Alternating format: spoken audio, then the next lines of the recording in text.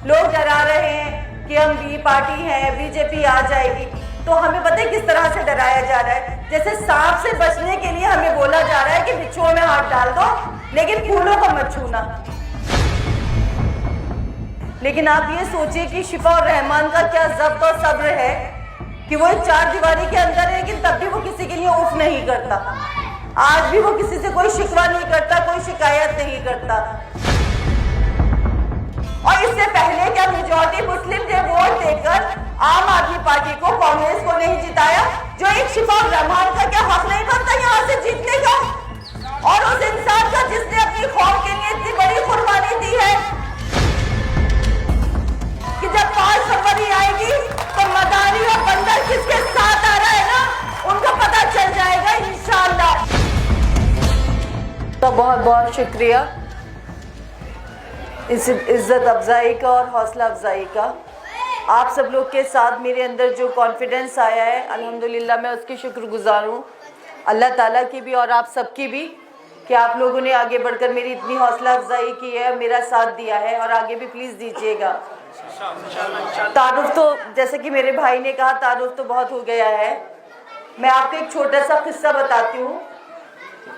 जिस दिन बैरिस्टर असदुद्दीन ओवैसी साहब आ रहे थे शाहीन बाग में, तो हमें सिक्योरिटी पॉइंट ऑफ व्यू से पीछे की साइड से लेके जाया जा रहा था। सिक्योरिटी पॉइंट ऑफ व्यू की वजह से कुछ रिस्ट्रिक्शंस थे कि वहाँ के जो रेसिडेंट थे उनको कुछ दिक्कतें हुई। तो उसमें से एक भाई थे, उनको बैरियर क्रॉस नहीं करने दिया गया।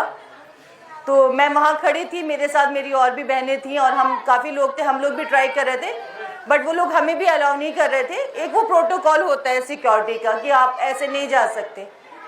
तो जो वो भाई थे वो शाहीन बाग के थे, उन्होंने छूटते ही ये कहा कि वोट कटवे आ गए वोट काटने के लिए, और खड़े हो जाते हैं कहीं पर भी परेशान करते हैं। ये बहुत छोटी सी बात है, मेरे ख्याल से उनको दिक्कत हुई, इन्होंने बोला। लेकिन आप ये सोचिए कि शिफा और रहमान का क्या ज़ब्त और सब्र है कि वो एक चार दीवारी के अंदर है, लेकिन तब भी वो किसी के लिए उफ नहीं करता। आज भी वो किसी से कोई शिकवा नहीं करता, कोई शिकायत नहीं करता। जब वो जा रहे थे इंटरिम बेल के बाद, तो मैं जब रो रही थी तो बोले कि नहीं, इस तरह से रोगे तो जो मेरी कुर्बानी है वो ज़ाया हो जाएगी। इंशाल्लाह इसे अल्लाह दूर करेगा। तो ज़ब्त और सब्र दूर हो चुका है। लोगों को हमारी एग्जिस्टेंस से, हमारे खड़े होने से भी प्रॉब्लम हो रही है। लोग डरा रहे हैं कि हम बी पार्टी हैं, बीजेपी आ जाएगी। तो हमें पता है किस तरह से डराया जा रहा है। जैसे सांप से बचने के लिए हमें बोला जा रहा है कि बिच्छुओं में हाथ डाल दो, लेकिन फूलों को मत छूना। सांप ही डसते हैं, बिच्छू भी तो उतने ही जहरीले होते हैं ना। बिच्छू भी तो उतने ही जहरीले होते हैं। आप समझ गए होंगे ना मेरा सांप किसको कहा, बिच्छू किसको कहा। तो कहने का मतलब ये है, आप लोग माशाल्लाह समझदार हैं। जब मैं कैंपेनिंग करती थी और उससे पहले भी जब मैं वीडियोस देखती थी, तो ज़्यादातर लोग माशाल्लाह इतनी तारीफ से नवाजते थे ओखला के लोग कि हम बीजेपी को वोट दे देंगे लेकिन आम आदमी पार्टी को वोट नहीं देंगे। तो फिर आज हमें क्यों डराया जा रहा है, या लोग क्यों कंफ्यूज है? क्या वो लोग भूल चुके उन परेशानियों को जो उन्होंने आधे आधे तैरते गड्ढों में गुजारी है? क्या अल्लाह ताला से दोबारा बरसात की चाहत कर रहा है कि बरसात हो, पानी भरे और फिर उन्हीं गड्ढों में हम नमाजी जो जाते हैं? हमारा सबसे बड़ा दीन क्या है? हमारा दीन है, मतलब हमारी पाकी हमारा दीन है। हमारे दीन में सबसे अहम चीज क्या है? पाकी। और आप यहाँ की सड़कों पे निकलिए, आप जब वापस आएंगे तो आप नमाज पढ़ने के काबिल नहीं रहेंगे। कोई बीमार है, ट्रैफिक का इतना इशू है, वहां तक आप जाओ, घूम के पूरा वापस आना है आपको। किस किस तरीके से हमें परेशान किया जा रहा है। तो ऐसा नहीं कि हम लोग के खड़े होने से या हमारी वजह से उनके वोट कटेंगे। मुझे ऐसा लगता है लोग काफी पहले से प्रताड़ित हैं, सताए हुए हैं। उनको एक सहारा चाहिए, एक नई पार्टी चाहिए, और इस उम्मीद में वो हमारे साथ है, कुछ हमारी मोहब्बत में हमारे साथ है।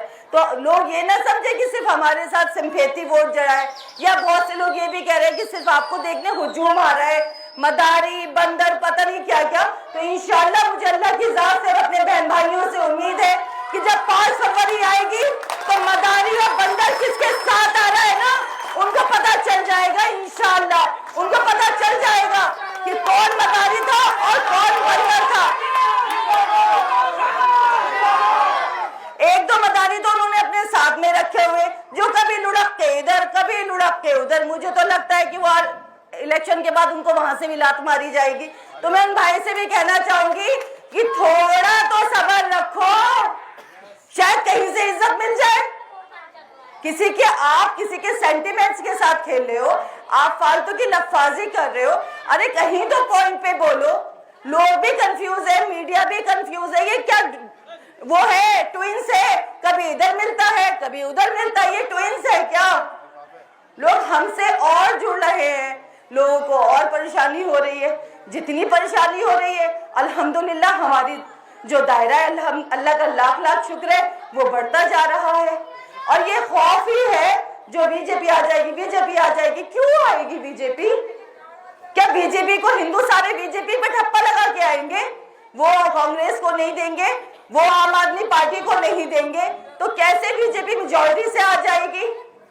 और इससे पहले क्या मेजॉरिटी मुस्लिम ने वोट देकर आम आदमी पार्टी को, कांग्रेस को नहीं जिताया? जो एक शिफाक रहमान का क्या हक नहीं बनता यहाँ से जीतने का? और उस इंसान का जिसने अपनी कौम के लिए इतनी बड़ी कुर्बानी दी है। तो मैं आप सब लोगों से प्लीज दरख्वास्त करती हूँ कि आप मेरे शौहर शिफाक रहमान के लिए वोट करिएगा और इतनी तादाद में करिएगा, मदरी डमरू सब भूल जाए लोग, अपना पीछा छुड़ाना भारी पड़ जाए उन लोगों को। जज़ाकल्लाह।